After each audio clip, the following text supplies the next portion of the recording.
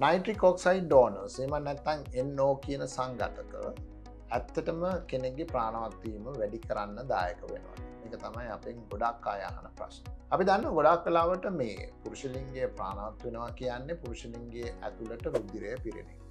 එතකොට මේ රුධිරය ඒ විදිහට හොඳින් පිරෙන්න නම් මේ රුධිර නාල හොඳින් පළල් වෙන්නට අවශ්‍ය වෙනවා.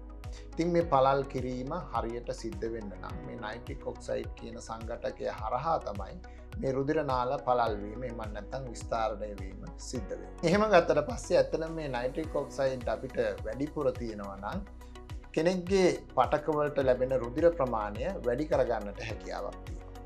ඉතින් ඒක තමයි ඇත්තටම මේ අපි අද කතා කරන මේ ලිංගික අප්‍රාණිකත්වය සඳහා මේ නයිට්‍රික් ඔක්සයිඩ් කියන පෝෂක සංඝටකයේ තියෙන බලපෑම. එතකොට පෝෂක සංඝටකය ගැන කතාව අපි පොඩ්ඩක් පැත්තකින් තියලා අපි ගත්තොත් මේක මොන වගේ අයටද ඇත්තටම උපකාරී වෙන්නේ.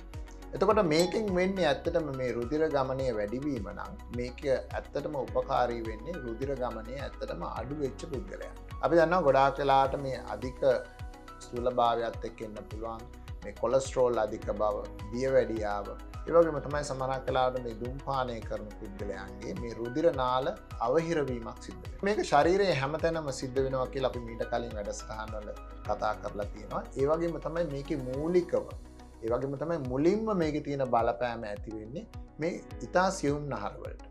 ඉතින් මේ ඊතාම සියුම් නහර තමයි මේ පුරුෂ ලිංගය ආශ්‍රිතව තියෙන්නේ. ඉතින් මේ විදිහට රුධිර ගමනේ අඩු වුණාට පස්සේ යායගේ ප්‍රාණවත් වීමට මේක බාධාවක් වෙන්න පුළුවන්. අන්න එවැනි අයට තමයි ඇත්තටම මේ අද කතා කරන නයිට්‍රික් ඔක්සයිඩ් කියන සංඝටකයේ විශේෂ වාසි හිමි වෙන්නේ.